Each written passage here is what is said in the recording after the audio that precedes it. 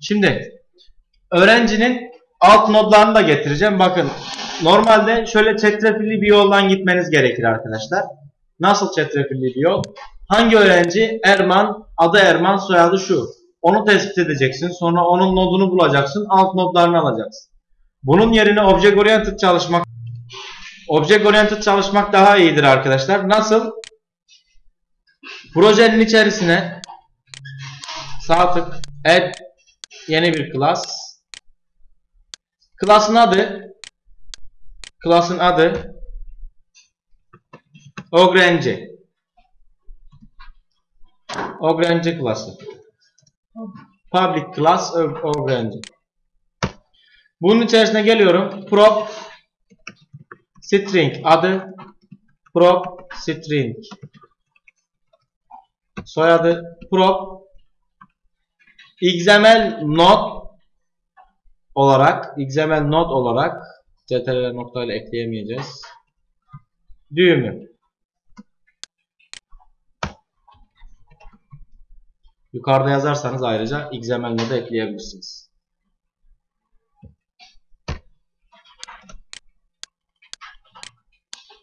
Kendi düğümünü kendi içerisinde tutmasını sağlıyorum.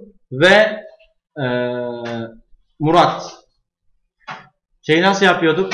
ToString'i neydi onun adı? Direkt kelimenin kendisini kullanmak istemiyorum. Çok biçimlilikte vardı ya, ToString'in değişmesini istiyorum. Çalışmasını. Nasıl yapıyorduk? Ezmek. He? Ezmek. Override yapıyorduk değil mi? As diyoruz. Override kimi? ToString metodunu. ToString metodunun çalışmasını değiştir diyorum. Geriye adı ile artı soyadını gönderiyorum.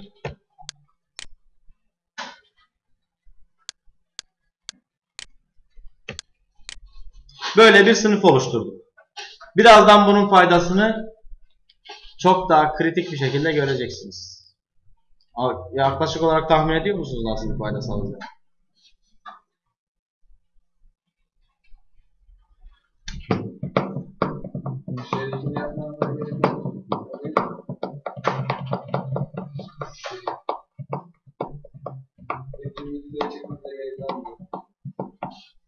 Tekrar çekmemize gerek kalmıyor. Yine çekeceğiz mi? Hocam şu ToString'e bir değer alabilir misiniz? ToString'i mi yapayım? Override diyorum. Override boşluk. Neyi override edeceksin diyor. ToString'i geliyorum, seçiyorum. Enter'a basıyorum. Böylelikle ToString'in çalışma yapısını değiştiriyorum. Burada gelip return adıyla araya boşluk koyup soyadını yazıyorum. Hocam ya override notu söylüyorsunuz. Evet. ToString metodunun çalışma yapısını değiştiriyorum. Bu sınıfta string metodu adı şeklinde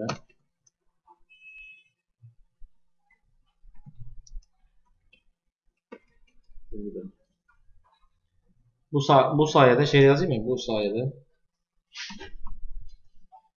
list box içine eleman içinde XML node bulunurken list box'ta adı soyadı görünecek.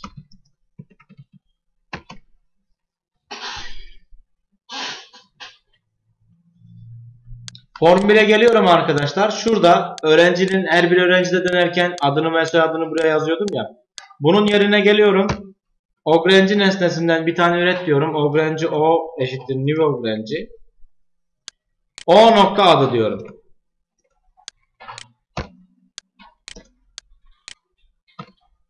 Geliyorum o nokta soyadı diyorum.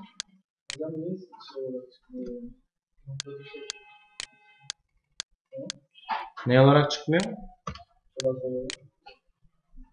Şu yukarıdaki öğrenciyle çakışıyor olabilir. Evet. Adını mı değiştirdin? Bir mi küçük harfler?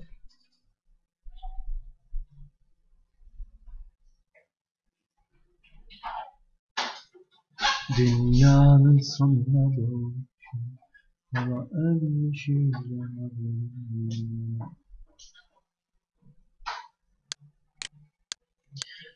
Ve burada list box'ın içerisine direkt adı soyadı diyerek değil, o onun kendisini ekleyeceğim. O öğrencinin. O onun adına nereden geliyor? Öğrencinin attribute'larından adı attribute'u geliyor. Soyadına soyad attribute'u geliyor. Ve buraya geliyorum. O nokta node değerine eşittir. Yukarıdan gelen öğrenci nodunu veriyorum. Bakın burayı izleyin. Burayı izleyin. Burayı kavramanız önemli.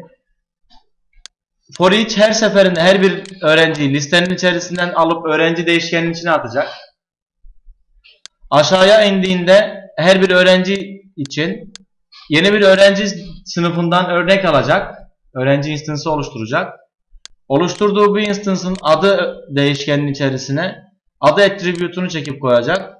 Soyadı değişkenine soyadı attribute'unu çekip koyacak değerini. Ve en önemlisi bu öğrenci değişkeninin node özelliğine yukarıda liste içerisinden çekip aldığı nodu koyacak. XML nodunu. Dolayısıyla ben listbox'tan tekrar bunu geri çektiğimde nodun içerisinde yeniden arama yapabileceğim derslerini veya projelerini her neyse.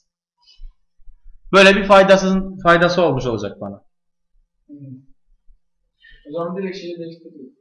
Yani o yeni klasın içinde o nokta atıyorum not diye tanımladık. Not ama ders notu. Direkt oraya not yazdık mı? Bitti o zaman. Onun nodundan notu çekip select nodes deyip notları getirdiği içinden notları getirebileceğim. Ben şu şeyden önce yukarıda yine şey de yapacağız. İzleme notlar değil, izliyoruz notları değil. Şimdi notlar değil. Anlamadım. Şimdi notlara çekeceğiz ya. Notlar şey diyorlar herhalde. Dersten sonra ne vardı? Öğrenci ders diye gidiyor. Ondan sonra sınavlar, projeler var. Mesela atıyorum sınavları çekeceğiz ya. O şeydeki diğer sondaki açılıyor. Şu XML yok. Şu XML not öğrenciler satırı var ya. O satır. O satırda bir de XML not dersler değil gibi. Ama nerede yapacağım? Öğrenciye çift tıklandığında yapacağım bunu. Bakın hadi uygulayalım. Uygulandığında daha açık olur. O nokta özelliğinde o nokta mavi çizgi. Mavi mi? CTRL'e boşluk yap üzerine. Benden not gelmemesinin sebebi izlemesinden şeyi yapman lazım. Not gelmiyorsa öğrenci CS içerisinde şu property yoktur.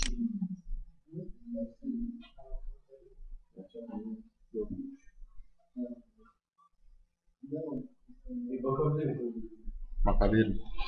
Bunun bana faydasını şu şekilde göreceğim arkadaşlar. Listeyi doldurmadan önce de geleyim şurada. Listbox 1.items.clear diyeyim. Temizle diyeyim listbox'ı. Ctrl K'da yapalım da hizaya girsinler.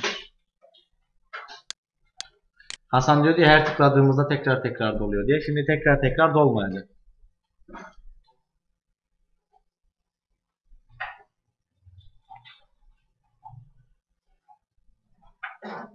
Şimdi arkadaşlar Form 1'de adam burada listbox'tan herhangi bir öğrenciye çift tıklarsa sağ tarafta bir tane daha listbox olsun ve o öğrencinin dersleri listelensin. Öğrencinin dersleri listelensin. Yukarıdaki label o zaman dersler diye. Ne zaman listelenecek dedim. Zaman kavramı biliyorsunuz önemli. Listbox'tan elemanımıza çift tıklanırsa. O zaman listbox'ın eventlerine giderim, double click. Ne diyordun? Öğrenciler kritiklerin çift tıklanırsa değil. Evet, öylece çift tıklandığında aynen öyle. Mouse double click eventini buluyorum listbox 1'de. Çift tıklıyorum oraya. Double click. Double click anında bakıyorum eğer listbox 1'de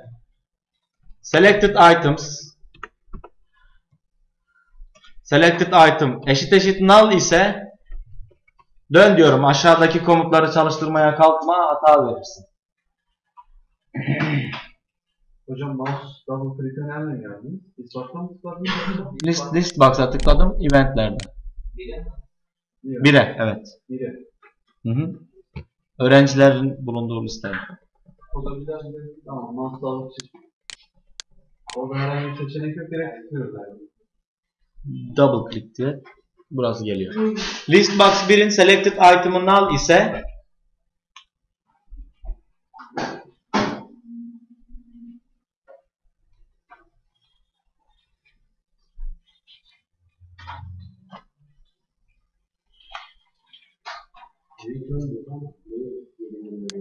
return dediğiniz zaman buradan aşağıdaki satırı çalıştırmaz.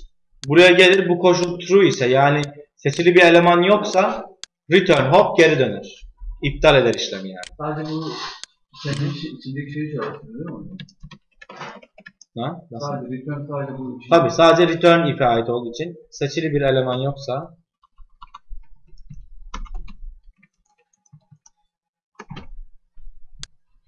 seçili bir eleman yoksa dön.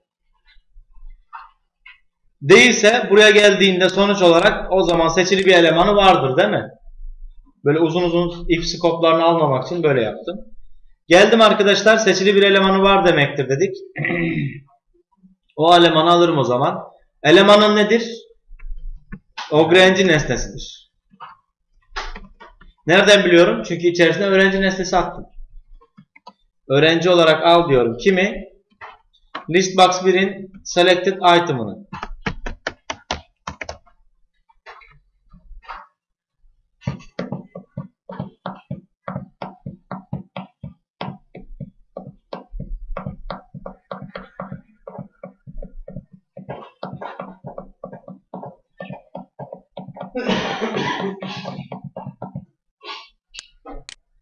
Aldım. Bu elemanımızın seçilinin node diye bir özelliği vardı değil mi? XML node olarak. XML node. Bu nodun içerisinde for each ile gezeceğim arkadaşlar. For each XML node gelecek diyeceğim. XML node gelir. Ya da XML element nesnesi var, o da olur. Her biri XML element olduğu için sonuçta. Seçili nokta node nokta select nodes diyorum. Ders nodlarını seç diyorum arkadaşlar. Item'a da diyorum ki ders nesnesisin sen.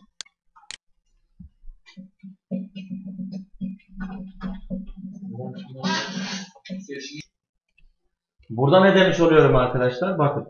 Yukarıda ben bu nodları oluştururken listbox'ın içine, bakın listbox 1'in içine atıyorum ya.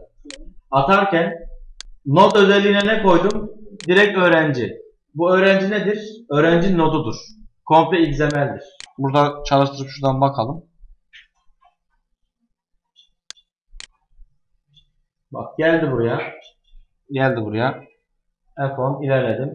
Öğrenci nodunun içine ne var? Bu direkt XML element bu. XML node. İçerisinde XML olarak içindeki bütün bilgiler var. Dersler falan filan bilgileri var. Ben öğrencinin adını soyadını atadıktan sonra nodu da buraya atarsam daha sonra çektiğimde bunu öğrenci nesnesi olarak yakaladığımda altındaki nodla gezebilirim tekrar. Altındaki nodla. İçinde gezebilmek için kaynağımı da beraberinde nesnenin içine koyuyorum yani. Sonra içine tekrar alacağım, onu çıkaracağım. Textbox'ın tagine gizli bir bilgi koyuyorduk ya. Onun gibi öğrencinin içerisine de tekrar kullanacağım geriye kalan bilgileri bulunduran node bilgisini koyuyorum. Böylelikle adamımız tıkladığı zaman, adamımız gelip de Erman Çingil'e çift tıkladığı zaman niye yemiyor?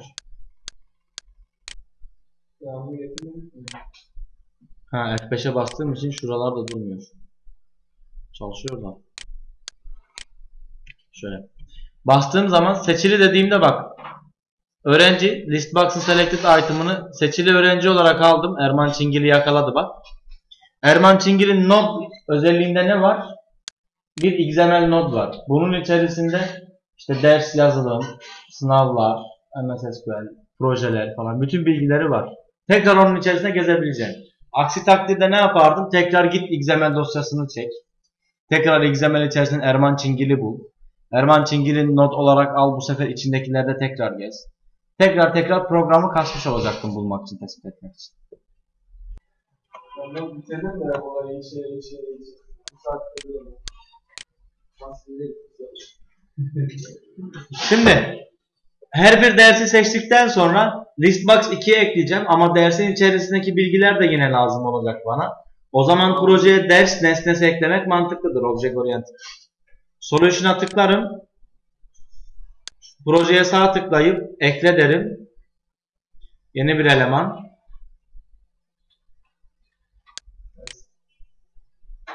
Class diyorum. Adı ders. Ders klası. Public class ders.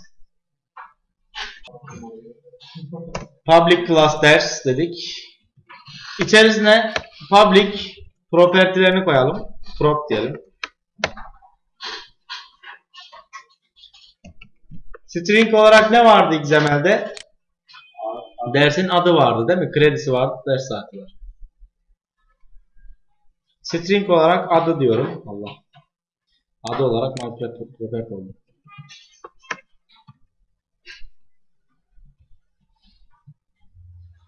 Adıyla kredisi mi var? Prop kredi var. Int kredi. Bir de ders saati var.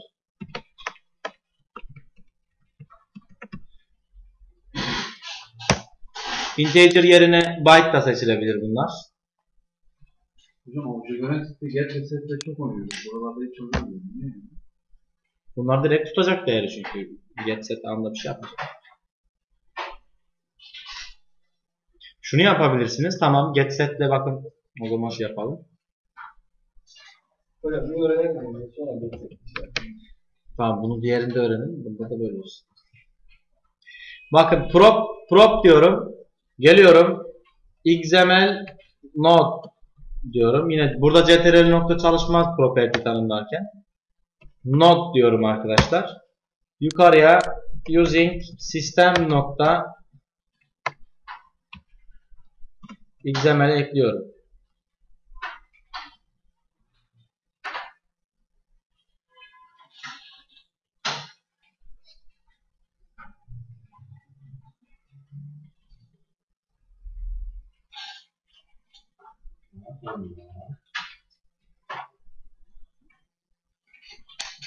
Not. Get anında diyeceğim ki seti yok. Seti olmasın. Setini sildim. Adı değişkeninin get anına gidiyorum. Adı property'sin.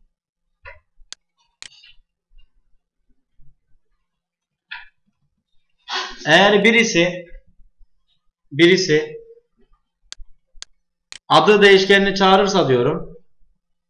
Not nokta attributes'tan git adı değişkeninin değerini döndür diyeceğim. Return.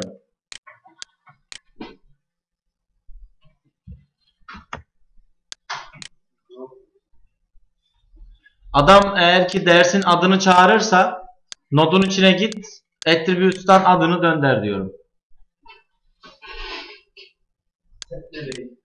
Seti sildim. İşten kovdum onu.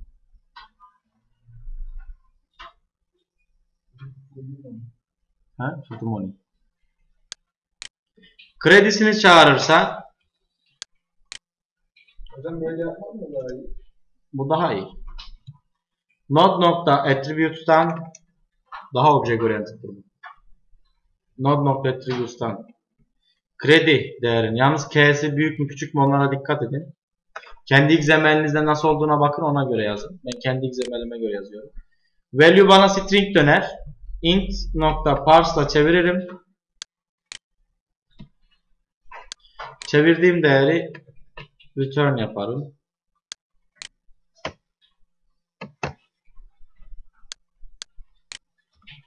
Şöyle alt alta yazarsam daha sanki iyi gözükür.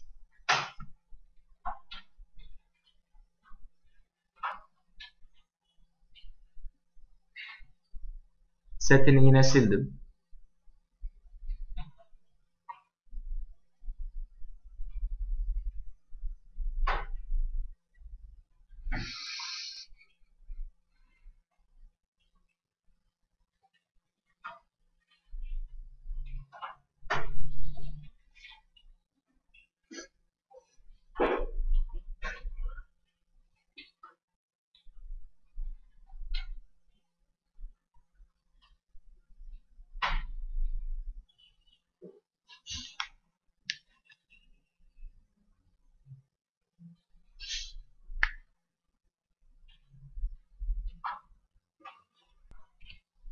Ve ders saatini çağırdığı zaman da yine aynı şekilde seti sildim. Get anına da gittim, dedim ki return int.parse node değişkenin içerisinden attributes'lardan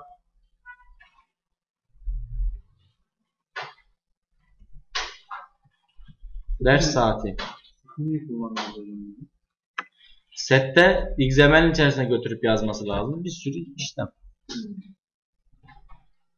Bir değişken olmadığı için seti kullanamıyoruz.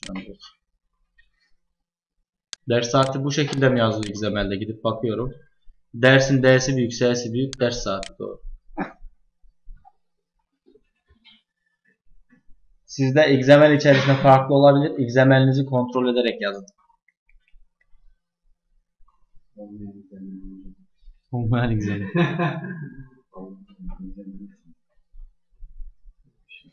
Ben projeyi yanlış yere mi açtım ya? Evet, 503 introduction açmışım. Yok. Bir bakacağım ne oluyor ya? Çünkü ben öyle izlemeni mümkün dedim. Yok. Get'lerini oluşturduk. Bu nerede kullanılacak? Nerede oluşturulacak? Form 1'de adamımız buna double click yaptığında şurada her bir derste geziyordum. Bu dersleri götüreceğim. Bir tane ders nesnesi oluşturacağım. Derste eşittir new ders d.noda eşittir ders dersem, for için getirdiği ders değişkenini atarsam yeterli olacaktır. Listbox 2'nin items'ına da D'yi atayım.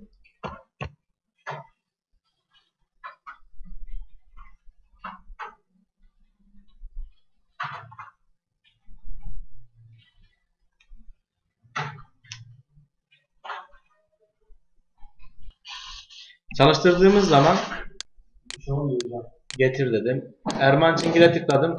Ders nesnesi olarak yazdım. Bu ne demektir? ToString'i override etmem gerekiyor anlamına gelir. Şu ders dizisini getir diyor ya. D büyük mü küçük mü ona bir bak XML'de.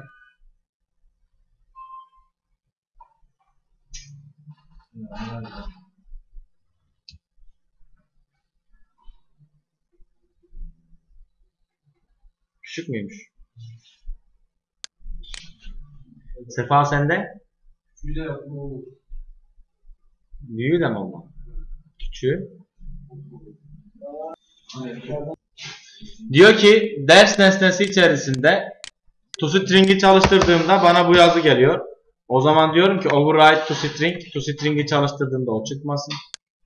Geriye adı artı tırnak boşluk tırnak artı soyadı. Soyadı yok burada. Neydi burada? Kredi mi vardı? Kredi artı boşluk ders saati çıksın diyor. Boşluk. Niye boşluk? Orada değil.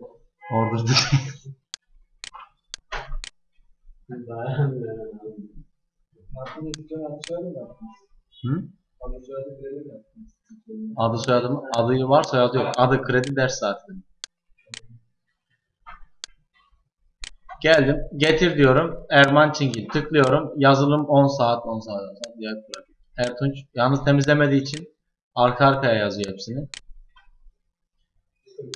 ne yapmak lazım? Şuradaki double click'in içerisindeki, mouse double click'in içindeki for each'ten önce listbox 2 nokta items nokta clear dememiz gerekiyor.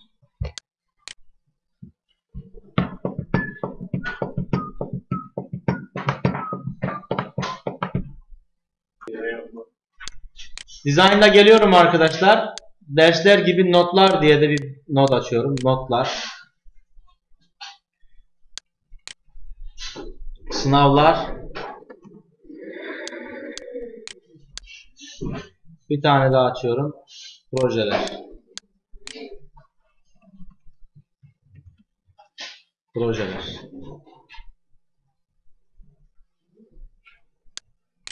Bunları taşıyacak iki tane daha nesneye ihtiyacım var o zaman. Sınavlar ve projeler. Sınav ve proje diye iki nesnem daha olacak.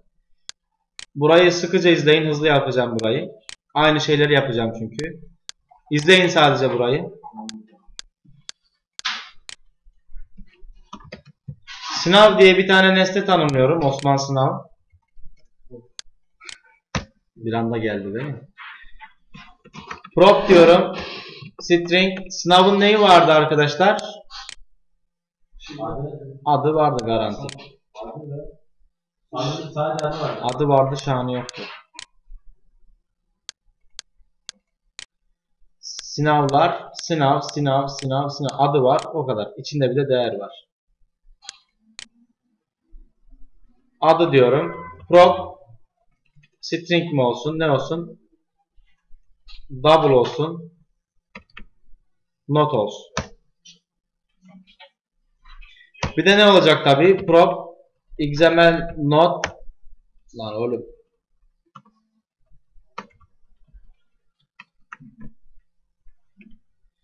Node olacak. Şuraya gelelim yukarıya. Sistem nokta XML diyorum.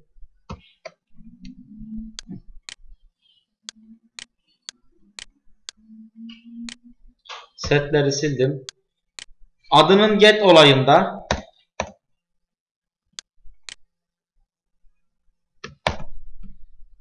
şöyle get olayında diyorum ki eğer adam adı bilgisini çağırırsa return not içerisinden attribute'lardan adı nodunu getir değerini. Eğer ki adam notu çağırırsa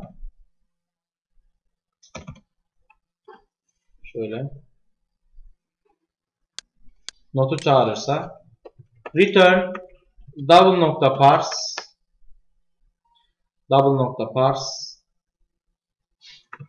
node nokta attribute'lardan bakın bu sefer attribute'ların içerisinde değil değer. Node nerede? Sınavın bilgi adı buradan, node içerisinde.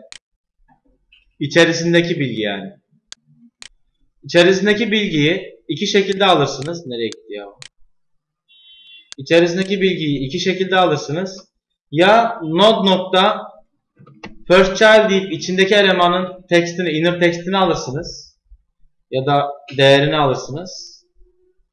Alt elemanına gir demektir bu.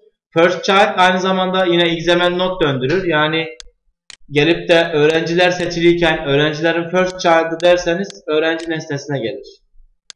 Öğrenci nesnesine first child derseniz derse gelir. Bu şekilde. Bir sonraki derse geçmek için ikinci derse şu ders seçiliyken next sibling dediğimiz bir şey var. Next sibling dersiniz bakın. Nokta next sibling. Bir sonraki. Kardeş anlamında. Sibling bilmiyorum ki ne demekse. Sibling. Next sibling. Sibling kardeş demekmiş. Next sibling diyerek de bir sonraki elemana geçebiliyorsunuz. Şuradasın. Next sibling deyip şuraya geçebilirsin. Bir sonraki next sibling ile şuraya geçebilirsin. Şunu tamamlayayım ondan sonra söyleyeyim onu. Biz direkt first child dediğimiz zaman nodun içerisinde ne var? Ders var. Ders sınav var direkt. geleceğini varsayıyoruz. Sınavın içerisindeki direkt value'yu alırsam first child'ın value'su içindeki eleman ilk eleman 80 değeridir. 80 değer de bir XML elementi olarak düşünülür. Ama tipi text direkt olarak. Tipini de şuradan elde edebiliyorum arkadaşlar. Node tip. Node tipi bakın neymiş? Eşit. Node tiplerinden attribute olabilir, cdata olabilir, yorum olabilir, element olabilir, entity olabilir falan filan. Text var bak. Text ise eğer node tipi o zaman bizim az önceki 80 değeri gibi bir değer anlamına geliyor. Ben direkt first child'ın value'sunu çekerek içindeki değeri alabiliyorum. Sonra onu double'a parse edip döndürüyorum. Bu elemanların her birinin üzerinde aslında şöyle bir kontrol yapmak lazım. Eğer null değilse node nokta first child null değilse ünlem eşit null değilse evet boş değilse bunu döndür diye hepsine söylemek lazım. Size şu an hata veriyor ya. Bu işlemi yaparsanız eğer buraya takılmazsa o zaman return 0 diye varsayılan bir değer göndertirsiniz. Get'te. Bu şekilde olması doğrudur. Çünkü olur ya bazılarının içerisine değer girilmemiş olabiliyor. XML ile ilgili karşılaşılan en büyük sorunlardan birisi odur. Notu döndürttik, attribute'u döndürttik. Peki bunlar nerede verilecek arkadaşlar? Form 1'de adamımız derslere çift tıkladığı zaman Form 1'de derslerden herhangi birine double click yaptığı zaman mouse double click. Yine bakıyorum eğer listbox 2'nin selected item'ı eşitse null'a o zaman diyorum return abicim dön aşağıyı çalıştırma.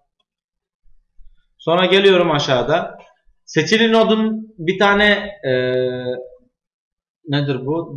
Dersler miydi? Neydi bu? Dersler. Ders olduğunu biliyoruz değil mi? Ders nesnesi olarak alabilirim yani. Ders seçilen eşittir. Yok. Gelen bir derstir. Nereden gelen? Listbox 2'nin selected item'ı. Ders olarak yakalarım bunu.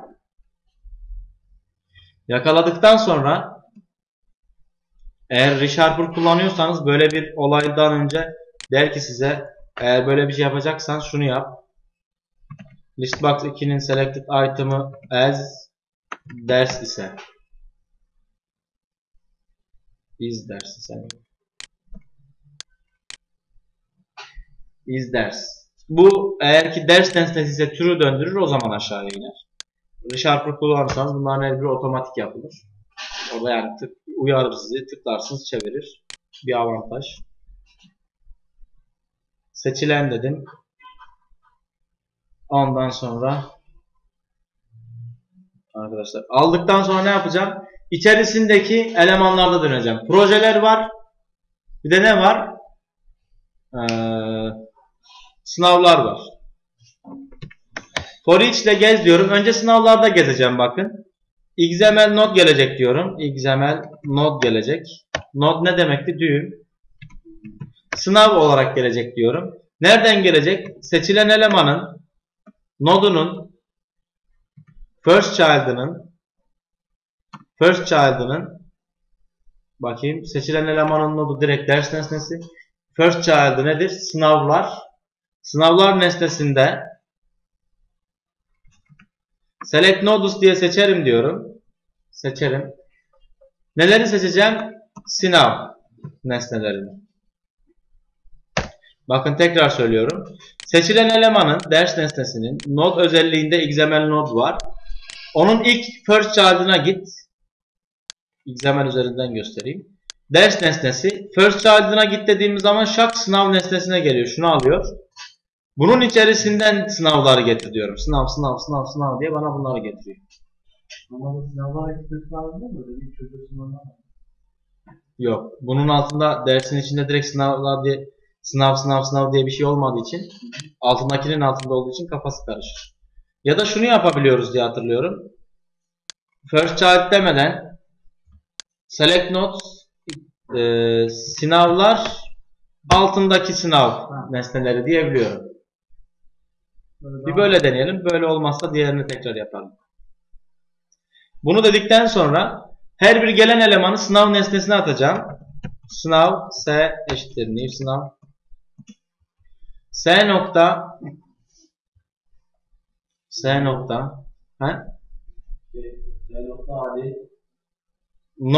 nodunu direkt atayabiliyorum. Sınav nesnesine atıyorum. Sınav nodu atadıktan sonra adını ve soyadını otomatik elde edebiliyordu. İçerisine onu kendisi söküp alabiliyordu. İlk önce onları belirledikten sonra sen onu yapmıyor.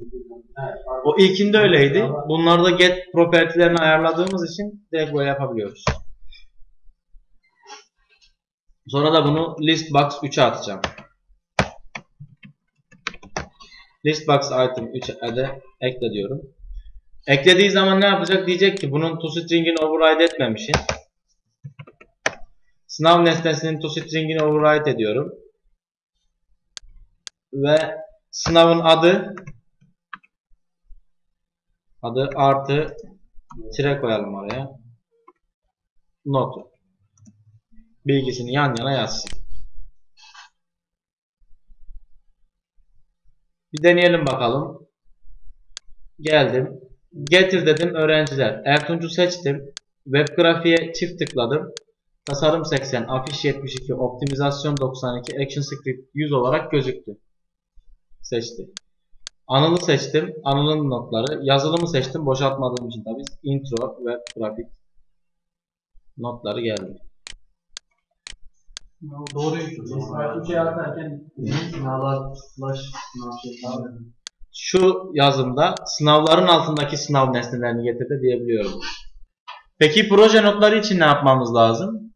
Adam burada seçilen dersin içerisinde hem sınav notları hem de proje notları olduğu için geleceğim bakın. Bir for each daha yazacağım. Bir de bunları listelemeden önce şey yapalım. Temizleyelim.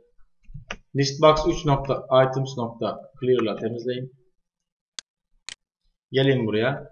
Bir for each daha yazarım. Bunda da yine XML node gelecek derim. Bu sefer projeler. Proje gelir her birinden diyorum.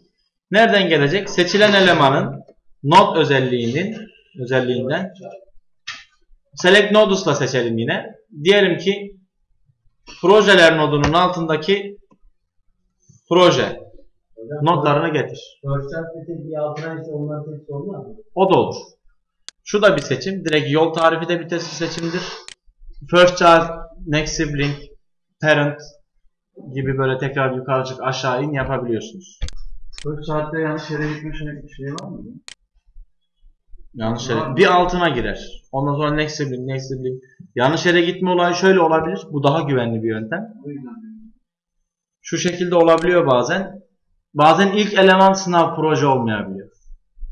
Bazen ikinci eleman proje. Yani XML adam zaten XML'de bir şeyi nasıl belirlediyseniz hepsinde aynı şekilde gitmesi şart. Bu yüzden şema var. Mesela az önce Murat'ta öyle bir sorun yaşadık. Birine kredisi yazmış, diğerine kredi yazıyor. Dolayısıyla kredisi diyerek bir derste çekebilirken diğerinde çekemiyor ve hata veriyor. Diyor ki burada kredisi diye bir şey yok. O yüzden birinde nasılsa hepsinde aynı olması şarttır. Yine kurallardan birisi bu. 3-5 tane ufak kuralı var. Bunlardan birisi de o. Her bir projeyi çekti ama projeyi atabileceğim bir proje nesnesi yok. Hemen solution'uma bir tane projeme proje diye sınıf oluştururum. Proje sınıfı. Public yaparım. Projenin de yine string adı var. String not yine not ve prop XML node olarak node bilgisi var.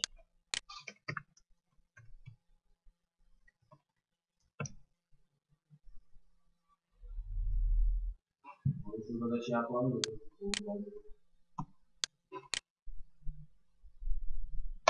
Override'ını da yapalım, evet. Şunu da yapalım. Get olayında. Get'te ne diyeceğim? Return Node nokta attributes'lardan adı attributes'unu getir. Güzel. Nokta value'yu getir.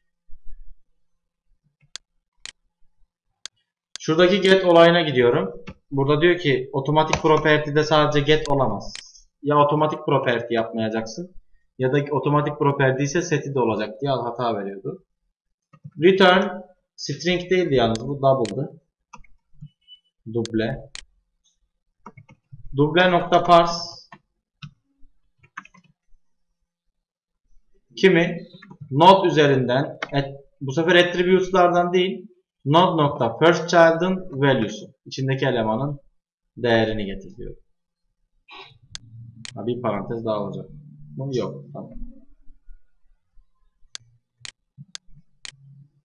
Getir diyorum. Şimdilik bir de toString'i de yaparsam,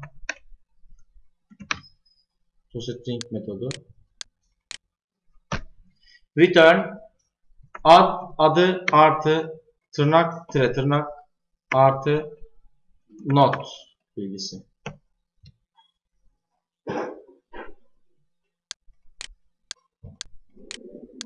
Kaydettim. Şurada gelirim, derim ki proje nesnesi oluştur bir tane. P eşittir new proje. P nokta node özelliğine direkt projeyi ata. O içerisinden ayrıştırır diyorum. Listbox 4'e de proje nesnesini ekle.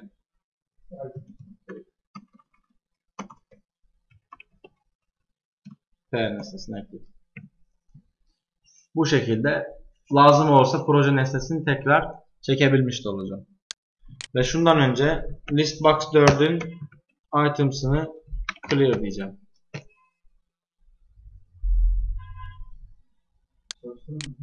Çalıştıralım. Gel, getir dedim. Erman Çingil. Sistem. Çektiğim zaman bakın. Sınavın adı notu. Burada projenin adı notu. Sınavın adı, bunların isimleri notları. Her birini listeleyebiliyorum. Web grafiğe gidiyorum. Web grafikteki aynı. Eğer biz bunları class yapmış olsaydık tek değil, hani sınavlara, işte projelere tek tamamlayacaktık. Class yapmamış olsaydık nasıl olacaktı? Adam Erman Çingil'e tıkladığında bütün XML'i tekrar çekeceğim. Öğrencilerden Erman Çingil'i bulana kadar for each'le döneceğim. Adı Erman Çingil ise o zaman gir içeriye. Erman Çingil'in derslerini çekeceğim. Yine derslerini buraya yazacağım. Sonra buradan tıkladığı zaman bütün XML'i yine çekeceğim. Erman Çingil'i bulacağım. Erman Çingil'in derslerine for each'le döneceğim. Dersin adını bulacağım. Bulduğum dersin bu sefer sınavlarını listeleyeceğim. Buraya atacak. Yani 1000 dereden su getirsen usulüne dönecekti yani. Bu şekilde olduğunda obje kendi içerisinde alt elemanlarını zaten tutuyor. Bir kere her seferinde XML'e gidip gelmiyorsunuz. Bir kere XML'e çekip parça parça herkese yayıyorsunuz. Hocam bir de şimdi derslerden web grafiği seçiyoruz ya. Sınavlardan ve projelerdeki şeyler direkt güncelleniyor hocam. Nasıl oluyor? Nasıl? Yaptıklar mı hocam onu? Bakın değişti onlar. Siliyor, yeniden ekliyor. Yeni kendi yeniliyor mu hemen anında? Tabi siliyor. For each'te tekrar gezip içini dolduruyor. Bak buna tıkladığım zaman şunu bir açıklayayım. Burada geliyor. Seçilen elemanı yakalıyor dersi. Sınavlarında geziyor. Projelerinde geziyor. Items'ları ekliyor. Ondan önce de clear yapıyor. Şöyle öyle. XML'de okuma böyle arkadaşlar. Yarın da yazmayla ilgileneceğiz. Oldu.